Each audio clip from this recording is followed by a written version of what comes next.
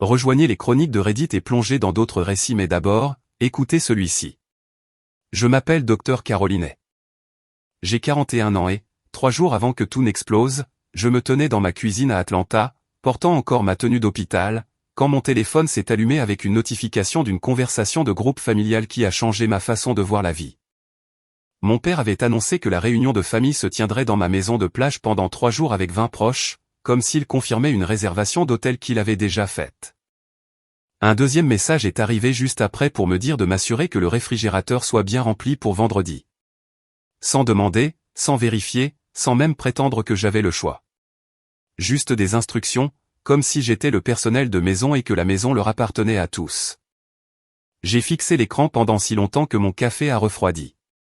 J'avais fait des horaires brutaux pour cette maison. Je l'avais acheté avec des années de vacances manquées, de garde de nuit et ce genre d'épuisement qui vous pénètre jusqu'aux os. Au lieu de cela, c'était censé être le seul endroit calme de ma vie. Ma propre famille en parlait comme si je la leur empruntais. Alors, j'ai tapé un seul mot, non. J'ai regardé les bulles de frappe apparaître, disparaître, puis revenir. Ma mère a envoyé des émojis qui rient. Puis un autre message est arrivé disant qu'il venait de toute façon, et me demandant ce que j'allais faire exactement à ce sujet. Je n'ai pas répondu. J'ai posé mon téléphone face vers le bas sur le comptoir et j'ai essayé de respirer, mais mon cœur battait déjà la chamade, car ce message ne sortait pas de nulle part. Il faisait suite à des années de passe-droit, des années de manque de respect, et à un week-end d'été en particulier auquel je ne peux toujours pas repenser sans sentir ma poitrine se serrer. Le vendredi matin, quand mon père m'a appelé fou de rage en exigeant de savoir ce que j'avais fait, bon sang, la vérité, c'est que ce n'était pas une décision soudaine. C'était la première fois de ma vie que je décidais enfin que j'en avais fini d'agir comme si l'obéissance était la même chose que l'amour.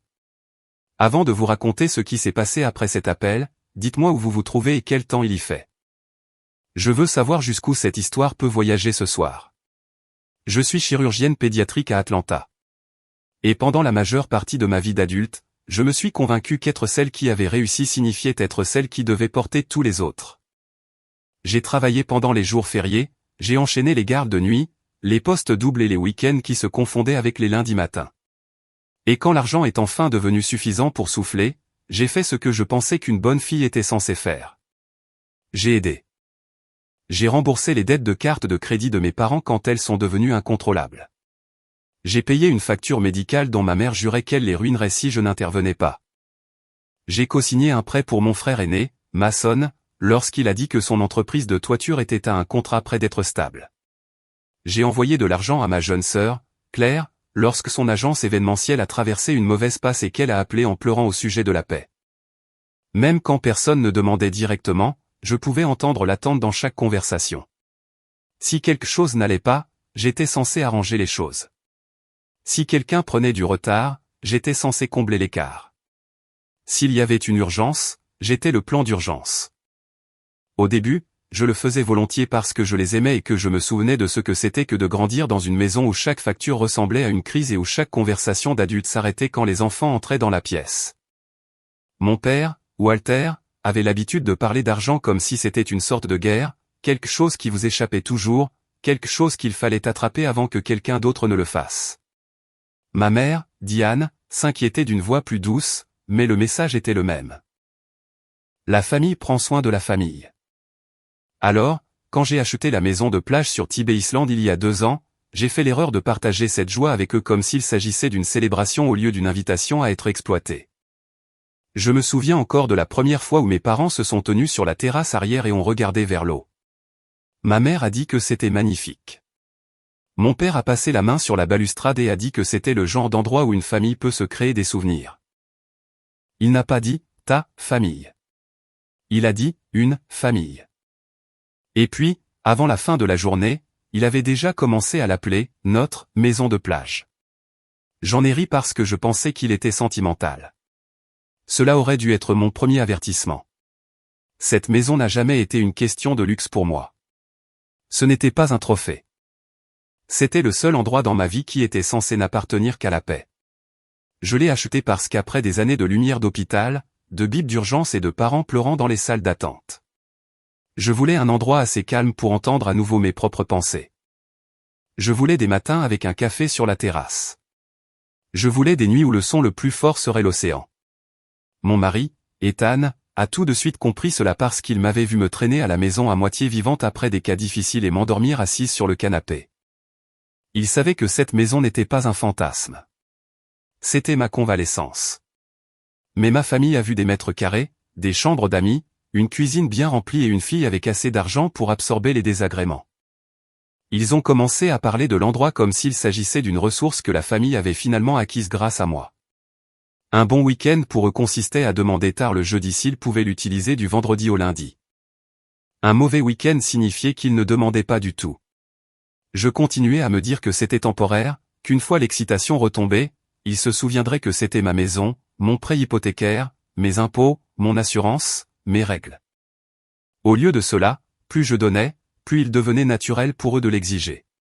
C'est ainsi que fonctionne le sentiment que tout nous est dû. Quand vous le nourrissez assez longtemps, cela cesse de ressembler à une demande et commence à ressembler à un droit de propriété.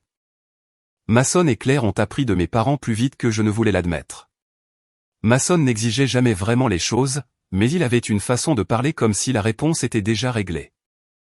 Il m'envoyait un SMS pour me dire qu'il pensait emmener les enfants à la maison de plage le mois prochain et me demandait si le barbecue fonctionnait encore, et non si la maison était disponible. Claire était pire, car elle enveloppait ses exigences de charme. Elle envoyait des messages souriants avec des idées de week-end entre filles ou de dîner de fête, et parlait de la chance que nous avions tous d'avoir une maison de famille, comme si j'étais la personne difficile pour avoir remarqué les mots qu'elle choisissait. Ils traitaient tous Ethan de la même manière que l'on traite une personne qui, selon eux, ne compte pas dans la hiérarchie familiale. Ethan est un thérapeute conjugal et familial agréé. Réfléchi et calme. Le genre d'homme qui écoute avant de parler et n'élève jamais la voix juste pour avoir le dessus. Mon père a détesté cela dès le début, car il respecte le volume sonore plus que le caractère. Walter faisait de petites blagues sur le fait qu'Ethan avait une carrière où il était payé pour hocher la tête face aux gens. Si Ethan essayait d'aider à poser une limite, mon père le repoussait d'un geste et disait « c'est une affaire de famille ». Quand ma mère voulait me culpabiliser, elle le faisait avec ce ton doux et déçu qui donnait l'impression que le mariage m'avait transformé en quelqu'un d'égoïste. Si je mentionnais que j'étais fatigué, elle disait que tout le monde était fatigué. Si je disais qu'Ethan et moi avions des projets, elle demandait pourquoi ma nouvelle famille semblait toujours passer avant les personnes qui m'avaient élevé. Ce qu'elle voulait dire, c'était « pourquoi ne puis-je pas continuer à me comporter comme si je leur appartenais en premier lieu ?» La maison de plage est devenue le symbole le plus clair de toute cette dynamique. Ils allaient et venaient comme si j'étais la gestionnaire immobilière. Ils laissaient des serviettes mouillées sur les parquets, de la crème solaire étalée sur les comptoirs de la salle de bain, des verres de vin dehors où l'air salin les ternissait au matin, et du sable partout. Toujours du sable partout. Une fois, Claire a invité 2 collègues et leurs enfants sans me le demander. Et quand je l'ai découvert plus tard et que j'ai fait une remarque, elle a ri comme si j'étais coincé et a dit que la maison était assez grande. Une autre fois, Mason a emprunté une clé de rechange pour une urgence, et d'une manière ou d'une autre, cela s'est transformé en l'hypothèse qu'il devrait toujours en avoir une sur lui. Mon père adorait faire comme si j'étais dramatique de m'en soucier. Ce n'est qu'une maison, disait-il. Ou bien celle-ci, que j'ai fini par détester plus que presque tout, tu gagnes assez pour gérer ça. Ces mots m'ont suivi pendant des mois parce qu'il me disait exactement comment il me voyait. Pas comme une fille qui s'était épuisée à la tâche pour une vie qu'elle avait construite de zéro. Pas comme une femme qui méritait de l'intimité ou du repos. Juste comme la personne de la famille avec assez d'argent pour absorber le manque de respect. Ethan l'avait remarqué avant même que je sois prête à le dire à voix haute. Un soir, après avoir passé la moitié d'un dimanche à traîner des sacs poubelles jusqu'au trottoir parce que mes proches avaient laissé l'endroit dans l'état d'une maison de fête louée, il s'est tenu dans la cuisine, tenant une lanterne de terrasse cassée. Et m'a demandé très doucement si j'avais remarqué que plus personne ne disait jamais merci. Je voulais me disputer avec lui. Je voulais dire que ce n'était pas juste, qu'ils m'appréciaient à leur manière, que la famille c'est compliqué. Mais je ne pouvais pas le dire parce qu'il avait raison. Il ne m'appréciait pas. Il m'attendait au tournant. Et mon père était devenu le moteur derrière tout cela. L'homme qui donnait le ton quant à la part de moi-même qui était disponible pour un usage public. Walter aimait être le patriarche quand ça ne lui coûtait rien. Il aimait faire des promesses avec mon temps, mon argent, ma maison et ma disponibilité émotionnelle, car agir ainsi lui donnait un sentiment de puissance. Plus je réussissais, plus il agissait comme si mon succès rejaillissait sur lui, comme si ma vie était la preuve de son autorité au lieu d'être le résultat d'y avoir échappé. Chaque fois qu'il prenait une décision à ma place, je ressentais la même vieille pression de l'enfance peser sur ma poitrine. Ne discute pas. Ne l'embarrasse pas. Ne sois pas ingrate. Maintiens la paix. Au moment où cette conversation de groupe a explosé sur mon téléphone, ce qui ressemblait pour tout le monde à un seul mot était en réalité en préparation depuis des années. Le moment qui a changé quelque chose en moi pour de bon s'est produit l'été précédent, et j'y pense encore quand je conduis vers la côte. Je venais de terminer l'une des périodes les plus difficiles de l'année à l'hôpital. Nous avions perdu un enfant après une opération qui aurait dû se passer autrement. Et même si je connaissais chaque fait, chaque complication et chaque raison pour laquelle l'issue s'était déroulée de cette manière, je portais cela chez moi dans mon corps comme si le chagrin avait un poids physique. Ethan n'arrêtait pas de me dire de prendre un week-end et d'aller à la maison de plage avant de m'épuiser complètement. C'est ce que nous avons fait. Nous sommes partis le vendredi soir avec des courses, des livres et absolument aucun projet social. Je voulais du silence. Je voulais dormir tard, m'asseoir sur la terrasse, peut-être marcher au bord de l'eau, et laisser mon esprit ralentir suffisamment pour me souvenir de qui j'étais en dehors de la salle d'opération. Ma mère a appelé ce samedi matin et a demandé ce que nous faisions. J'aurais dû mentir. Au lieu de cela, j'ai dit que nous étions à la maison de plage et que nous nous reposions. Elle a dit, ton père avait justement envie de quitter la ville. Et avant que je puisse répondre, elle a transformé cela en l'une de ces conversations glissantes où personne ne pose la vraie question parce qu'il suppose que la réponse est oui. Je lui ai dit clairement que j'avais besoin d'un week-end calme. Elle a répondu, bien sûr, chérie. Juste une petite visite. Moins de 3 heures plus tard, 3 véhicules se garaient dans mon allée. Mes parents étaient dans le premier SUV. Mason était avec sa femme et ses enfants dans le deuxième. Claire est arrivée dans le troisième avec une amie que je n'avais jamais rencontrée et une glacière pleine de nourriture et de boissons, comme s'ils arrivaient pour une fête d'avant-match. Mon père est descendu avec un grand sourire, comme s'il m'avait rendu service en amenant la fête. Avant même que je puisse comprendre ce qui se passait, des enfants couraient dans la maison. Les portes arrière étaient ouvertes. De la musique crachait d'une enceinte et Claire parlait de préparer des cocktails. Ethan m'a regardé et j'ai vu la question sur son visage. Veux-tu que je dise quelque chose? J'aurais dû dire oui. Au lieu de cela, j'ai fait ce que je m'étais entraîné à faire toute ma vie. J'ai souri de manière crispée et j'ai commencé à gérer le chaos. J'ai dit à tout le monde de faire moins de bruit parce que j'étais épuisé. J'ai dit que j'avais vraiment besoin d'un week-end calme. Mon père a ri et a posé une main sur mon épaule assez fort pour que cela ressemble à un avertissement. Tu pourras dormir quand tu seras morte, a-t-il dit. La famille passe en premier. C'était le genre de réplique qu'il lançait avec un sourire, mais qui atterrissait comme une gifle. Plus tard dans l'après-midi, un des enfants de Mason a renversé un verre sur le canapé d'extérieur, et quelqu'un a traîné du sable à travers le salon en rentrant de la plage. Claire a invité un autre couple à dîner sans me le demander, sous prétexte que le coucher de soleil serait gâché si nous n'étions que nous. Un des voisins m'a envoyé un message concernant le bruit à la nuit tombée. J'étais humiliée et furieuse, mais chaque fois que je regardais autour de moi, tous les autres semblaient passer un si bon moment à mes dépens que prendre la parole me donnait l'impression de devenir la méchante de l'histoire. Ethan a essayé plus d'une fois de recadrer les choses. Il a baissé la musique. Il a doucement commencé à nettoyer. Alors que la nuit avançait, mon père s'est moqué de lui pour son agitation et lui a demandé s'il aimait toujours jouer les maîtresses de maison. Ethan a laissé couler car il savait que je tenais à peine le coup.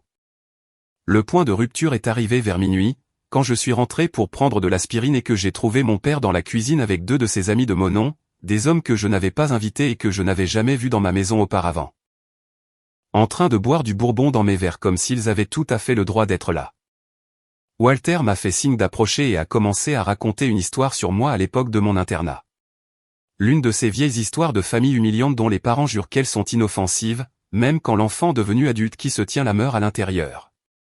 Quand je l'ai interrompu en disant que je n'avais jamais accepté tout cela, il m'a regardé devant tout le monde et m'a dit, « Si tu ne voulais pas que la famille soit ici, Caroline, tu n'aurais pas dû acheter une maison assez grande pour faire comme si tu valais mieux que le reste d'entre nous. » La pièce est devenue silencieuse pendant une seconde, puis les gens ont fait semblant de ne pas l'avoir entendu.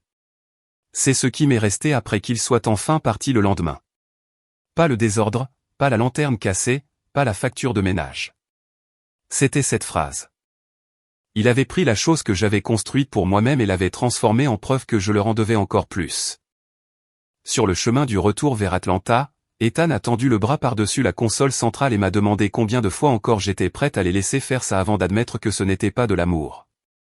Je ne lui ai pas répondu car je savais déjà que la réponse était « pas beaucoup ». Je n'avais simplement pas encore réalisé à quel point le prochain test allait arriver vite. Après ce week-end-là, j'ai commencé à changer par petites touches, et ma famille l'a tout de suite remarqué, car les personnes qui profitent de votre manque de limites sentent toujours la différence à la minute où vous commencez à en imposer. Quelques mois plus tard, Mason a appelé et a dit qu'il avait l'opportunité de développer son entreprise s'il pouvait juste acheter un autre camion et embaucher une équipe de plus. Il parlait vite, comme s'il avait répété son discours. Quand je lui ai posé des questions sur les chiffres, il s'est mis sur la défensive. Quand j'ai dit que je n'étais pas disposé à co-signer quoi que ce soit d'autre ni à financer son expansion, il est devenu silencieux, puis glacial. Il m'a dit que j'avais oublié ce que cela signifiait d'aider la famille. Il m'a dit que si papa ne s'était pas tué à la tâche pour garder un toit au-dessus de nos têtes, je ne serais jamais devenu médecin. La logique était ridicule, mais la culpabilité m'était familière. Le soir même, ma mère avait déjà appelé pour me dire que Mason était effondré et que le succès m'avait changé. Claire m'a envoyé un SMS sarcastique sur le fait que j'avais soudainement toutes sortes de principes quand il s'agissait d'aider les personnes qui m'aimaient le plus. Mon père a attendu le lendemain. Walter n'a pas argumenté. Il a rendu son jugement. Il a dit, une fille qui tourne le dos à sa famille dans les bons comme dans les mauvais moments est une fille qui se croit supérieure au milieu d'où elle vient. Je lui ai dit que je n'étais pas une banque. Il a répondu, alors arrête de te vexer quand les gens attendent un retour sur leur investissement. Je suis resté là après qu'il a raccroché, le téléphone à la main, sincèrement ébranlé par la crudité de ses propos. Investissement.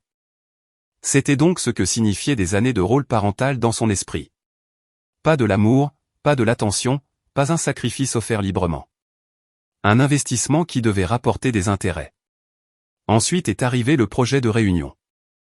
Je l'ai découvert de la façon dont je découvre la plupart des choses de la famille.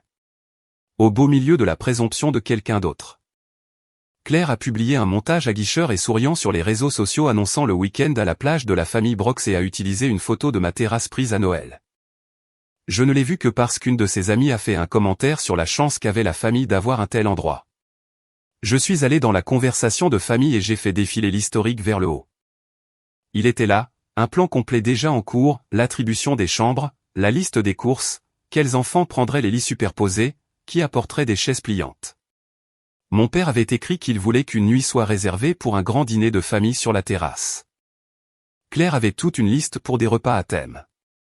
Mason demandait s'il y avait assez de place de parking pour sa remorque. Personne, pas une seule personne, ne m'avait demandé si l'une de ces dates me convenait. Il ne m'avait pas demandé si Ethan et moi avions des projets. Il n'avait pas demandé si la maison pouvait légalement accueillir 20 personnes pour la nuit. Ils n'avaient pas demandé si je voulais que ma maison soit envahie pendant 3 jours d'affilée. Ils agissaient comme si c'était acté. Ce qui m'a noué l'estomac, ce n'était même pas la logistique. C'était le ton. Claire écrivait que j'allais probablement remplir la cuisine comme toujours. Ma mère a ajouté un sourire. Mon père a répondu, c'est ce que fait la famille.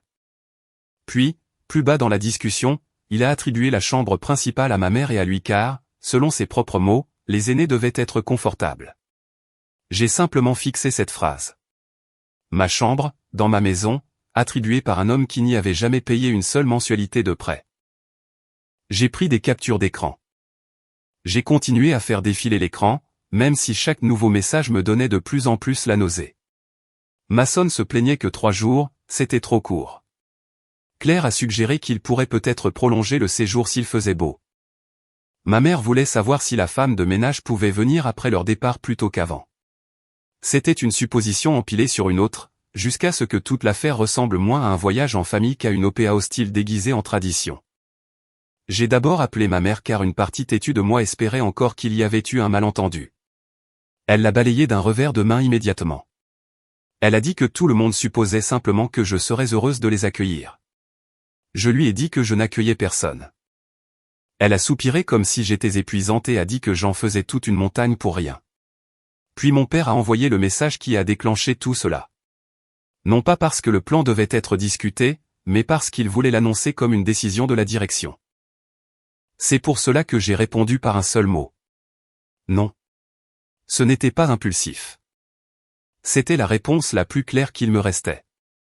Le jeudi soir, je savais exactement ce qu'ils allaient faire, car ma famille utilisait la même tactique à chaque fois. D'abord, ils allaient rire et prétendre que j'étais dramatique. Ensuite, ils allaient forcer le passage de toute façon, en pariant sur ma réticence à envenimer les choses. Ils avaient passé des années à me conditionner pour me faire croire que faire respecter des règles était de la cruauté. Mais il y a quelque chose d'étrangement clarifiant à atteindre le point où l'on a finalement moins peur du conflit que de se répéter éternellement. Donc, vendredi matin, je me suis réveillé avant le lever du soleil et j'ai commencé à passer des coups de fil. J'ai contacté le bureau de gestion immobilière de la communauté de Tibet et j'ai retiré tous les laissez-passer invités permanents liés à ma famille. J'ai réinitialisé les codes de la serrure intelligente depuis mon téléphone pendant que je buvais mon café en silence. J'ai mis à jour la liste d'accès au portail pour que seul Ethan et moi puissions passer. J'ai envoyé un email au syndicat de copropriété pour les prévenir que toute tentative d'entrée sur la propriété par des invités non approuvés ce week-end-là n'était pas autorisée. Ensuite, j'ai engagé un agent de sécurité pour être posté près du portail pendant les heures où je savais qu'ils arriveraient. Non pas parce que je m'attendais à de la violence, mais parce que je sais que le sentiment de tout permis devient laid quand il se heurte à une porte verrouillée. Ethan était dans la cuisine tout le temps, lisant chaque expression sur mon visage sans m'étouffer. À un moment donné, il a demandé si j'étais sûr. J'ai dit oui avant même qu'il ne finisse sa phrase. Il a hoché la tête et a dit, alors faisons les choses correctement. Nous avons fait nos bagages comme si nous partions pour un week-end normal, ce qui, d'une certaine manière, rendait toute la chose surréaliste. Des vêtements, des courses, des grains de café, ma couverture préférée pour la terrasse. Ethan a chargé la voiture pendant que je vérifiais à nouveau chaque email de confirmation. Il n'y avait aucun drame dans tout cela. Et je pense que c'est ce qui a donné ce sentiment d'irrémédiable. Je n'étais pas en train de faire exploser ma vie dans un accès de rage. Je la protégeais calmement. Sur la route vers Tibet, je m'attendais à chaque instant à être gagné par la panique. Au lieu de cela, j'ai ressenti ce mélange étrange de chagrin et de soulagement. Oh, comme si je faisais le deuil d'une version de ma famille qui n'avait jamais vraiment existé, tout en respirant de l'air pur pour la première fois depuis des années. Nous sommes arrivés à la maison avant midi. J'ai déverrouillé la porte d'entrée avec le nouveau code et je suis resté debout à l'intérieur pendant 1 minute, à ne rien écouter. Pas de demande, pas de conversation de groupe qui vibrait, pas de supposition, juste le silence. Ethan a rangé les courses pendant que je marchais de pièce en pièce en vérifiant les fenêtres et les portes, comme si j'avais besoin de preuves que cet espace pouvait encore être le mien. Vers 13h30, mon téléphone a commencé à s'allumer. Ma mère a demandé si nous y étions déjà. Claire a envoyé des messages hilars sur les embouteillages et a dit « Quelqu'un a intérêt à avoir commencé les margaritas ». Je n'ai pas répondu. À 14h08, mon père a appelé. J'ai laissé sonner. À 14h15, l'application de sécurité a montré le premier SUV arriver au portail d'entrée, suivi d'un autre, puis d'un autre. J'ai regardé la file de véhicules s'entasser sur la route comme une sorte de parade absurde de certitude. Glacière, enfants, chaises de plage. Ma famille s'était vraiment convaincue que je céderais à la seconde où il se présenterait en personne. L'agent est sorti et s'est dirigé vers le premier véhicule. 1 minute plus tard, mon téléphone a sonné, affichant un numéro local inconnu. C'était le portail. L'agent était professionnel et calme. Il a dit qu'un groupe insistait sur le fait d'avoir l'autorisation d'accéder à ma propriété. Je lui ai dit que ce n'était pas le cas. Il a demandé si je voulais qu'il transmette l'information directement ou s'il devait transférer l'appel. J'ai dit qu'il pouvait le transférer. Ce qui a suivi n'était pas de la confusion. C'était de l'indignation. La voix de Claire a été la première que j'ai entendue, tranchante et incrédule, exigeant de savoir pourquoi le portail ne s'ouvrait pas. Derrière elle, je pouvais entendre des portières de voitures claquer, des enfants pleurnichaient, et ma mère dire « Cela doit être une erreur ». Puis mon père a pris le téléphone, et à la minute où j'ai entendu sa voix, j'ai su qu'il n'y avait pas de retour en arrière. Il était furieux parce que, pour la première fois depuis longtemps, j'avais rendu son assurance ridicule devant d'autres personnes. Il n'a même pas dit bonjour. Il a aboyé « Qu'est-ce que c'est que ce bordel, Caroline ?»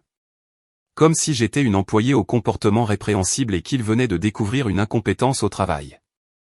Je me tenais dans ma propre cuisine à la maison de plage, regardant vers la terrasse, pendant qu'Ethan posait silencieusement 2 tasses sur le comptoir, et pour une fois, je ne me suis pas précipité pour adoucir les choses. J'ai dit très clairement qu'il n'avait pas la permission d'entrer sur la propriété et qu'il devait partir. Il y a eu un instant de silence stupéfait, puis Walter a explosé. Il a dit que des gens avaient conduit pendant des heures. Il a dit qu'il y avait des enfants dans les voitures. Il a dit que les prix des hôtels étaient exorbitants parce que c'était un week-end à la plage et que je l'avais embarrassé devant toute la famille. C'était la première chose honnête qu'il avait dite. Et j'ai failli rire, car l'embarras était exactement la chose qu'il ne pouvait pas tolérer. Il n'était pas en colère que les plans aient changé. Il était furieux que son autorité ait échoué en public. Ma mère a pris le téléphone en pleurant, disant que je déchirais la famille pour un malentendu. Mason a envoyé un SMS disant que j'aurais au moins pu les prévenir. Claire m'a laissé un message vocal me traitant d'égoïste, d'ingrate et de cruel. Malgré tout cela, personne n'a posé la seule question qui aurait compté si l'amour avait vraiment été au centre de tout ça. Personne ne m'a demandé pourquoi j'avais finalement atteint un point où enfermer ma propre famille dehors me semblait plus paisible que de les laisser entrer. Walter a repris la ligne et a dit, « Je t'ai élevé. Après tout ce que j'ai fait pour toi, tu ouvres ce portail tout de suite. » Et c'est à ce moment-là que des années de confusion se sont effondrées en une seule phrase claire dans mon esprit. Je lui ai dit, on ne te refuse pas une faveur. Tu reçois un non de la part de la propriétaire de cette maison. Tu n'as pas le droit de transformer ton rôle de parent en droit de propriété. Il m'a traité d'irrespectueuse. J'ai répondu, non. C'est à ça que ressemble le respect quand il va enfin dans les deux sens. Je lui ai dit qu'ils avaient prévu une réunion de 3 jours dans ma maison sans me le demander. 1. Attribuer des chambres dans une propriété qui ne leur appartenait pas. Supposer que je ferais les courses, que j'ignorerais les limites légales d'occupation, que j'absorberais le ménage, que je tolérerais le bruit et que je sourirais pendant qu'il traitait cela comme un bien familial au lieu de ma maison privée. Je lui ai dit qu'il faisait des promesses avec mon argent, mon temps et ma tranquillité depuis des années, et que cela s'arrêtait maintenant. Il a commencé à crier pour couvrir ma voix, alors j'ai arrêté de parler. L'une des mises à jour de l'agent de sécurité est arrivée 1 minute plus tard. Le groupe se disputait toujours. Certains membres de la famille demandaient à Walter si je n'avais vraiment pas donné mon accord pour tout ça. J'ai su à cet instant précis que son contrôle sur l'histoire lui échappait. C'est une chose de se poser en chef de famille quand tout le monde croit que vous avez l'autorité. C'en est une autre de transpirer sur une file de stationnement de plage pendant qu'un agent de sécurité explique que votre fille n'a jamais donné la permission pour rien de tout cela. Mon père avait construit tout le week-end sur l'hypothèse que je préférais être malheureuse plutôt que de le rendre ridicule. Il avait tort. Environ 10 minutes plus tard, la deuxième série d'appels a commencé, mais le ton avait changé. Ma tante avait l'air gênée et a demandé s'il y avait eu un problème de communication. J'ai dit que non. Un cousin s'est excusé de s'être présenté et a admis qu'il avait supposé que Walter avait tout réglé avec moi. Un autre proche a dit que les chambres d'hôtel étaient à des prix fous et a demandé si je pouvais reconsidérer ma décision pour juste une nuit. J'ai dit non à cela aussi, car un manque de respect partiel reste un manque de respect. Et après des années à avoir été traité comme le fonds d'urgence de la famille avec une chambre d'amis attenante, je savais que leur cédé ne serait ce qu'1 centimètre nous ramènerait à la même vieille histoire avant le coucher du soleil. Finalement, la file de voitures a commencé à s'éloigner. Je les ai regardés sur l'application de sécurité s'en aller une par une, reculant face à l'assurance avec laquelle ils étaient arrivés. Le SUV de mes parents est resté là le plus longtemps. Walter était à l'extérieur du véhicule, faisant les 100 pas, parlant avec les mains, essayant toujours de plier la réalité pour lui redonner la forme qu'il souhaitait. Mais même lui ne pouvait pas ouvrir un portail verrouillé par la force de ses arguments. Quand sa voiture a fini par faire demi-tour et s'en aller, j'ai senti quelque chose quitter mon corps, quelque chose que je portais depuis des années. Ce n'était pas seulement de la colère. C'était une obligation trempée dans la peur. Ce soir-là, les messages ont afflué. Ma mère a dit qu'il s'était retrouvé dans 2 chambres de motel hors de prix à près de 40 minutes de là. Claire a écrit dans la conversation de groupe que papa avait promis ce week-end à tout le monde et que maintenant, la moitié de la famille était furieuse. Mason a envoyé un SMS disant que les enfants étaient déçus et que toute l'affaire avait tourné au désastre. Ce qui m'a frappé, c'est que chaque plainte remontait à une seule personne. Walter avait invité les gens. Walter avait agi comme si la maison était disponible. Walter avait pris des décisions en mon nom pour nourrir sa propre image d'homme capable de toujours rassembler le clan et de commander le week-end. Il avait parié mes limites contre sa fierté et avait perdu les deux. Au cours des jours suivants, les retombées se sont propagées d'une manière qu'il ne pouvait pas contrôler. Quelques proches m'ont discrètement contacté pour me dire qu'ils ne connaissaient pas la vérité. L'une d'elles a même dit que mon père avait décrit la maison de plage comme une propriété familiale pendant si longtemps qu'elle avait supposé qu'il en était en partie propriétaire. Cela m'a tout dit. Il avait réécrit les faits pendant des années, gonflant son statut par l'accès à quelque chose que j'avais gagné. Une fois cette illusion brisée, elle ne s'est pas recollée proprement. J'ai arrêté tout soutien financier la semaine même. Fini les virements d'urgence. Fini les co-signatures. Fini le paiement des factures que personne n'avait prévues. Fini de faire semblant que la complaisance était de la générosité. Ethan et moi avons convenu que toutes les communications passeraient par SMS ou par email, et seulement si elles restaient respectueuses. Mon père a détesté cela encore plus que le portail verrouillé, car la rage fonctionne mieux en temps réel et les mots écrits ont la particularité de vous exposer. Il a envoyé un long email rempli d'accusations familières. Il m'a traité de froide, d'arrogante, de déloyale et a dit que j'avais humilié mes propres parents. J'ai lu le tout une fois et j'ai réalisé quelque chose qu'il m'aurait été impossible d'admettre même un an plus tôt. L'humiliation n'était pas ce que je lui avais infligé. Les conséquences, oui. Une conséquence, c'est ce qui se produit quand quelqu'un ignore une limite assez longtemps pour croire qu'elle n'est pas réelle. Une conséquence, c'est ce qui se produit quand une personne confond l'accès avec la propriété. Une conséquence, c'est ce qui se produit quand l'amour a été si souvent utilisé comme un outil de contrôle que la personne contrôlée choisit finalement la paix à la place. Ce premier week-end après la confrontation, Ethan et moi nous sommes assis sur la terrasse avec un café et avons regardé l'océan sans héberger, nous excuser, gérer ou nettoyer derrière qui que ce soit. La maison résonnait différemment sans cette tension à l'intérieur, plus légère, plus vraie. Pour la première fois depuis que je l'avais achetée, je ne me préparais pas à être interrompu. J'étais simplement là. Je pense que c'est la leçon que j'aimerais que plus de gens comprennent, en particulier les personnes élevées de la même façon que moi. Fixer une limite avec sa famille n'est pas une trahison. Dire non à l'exploitation n'est pas de la cruauté.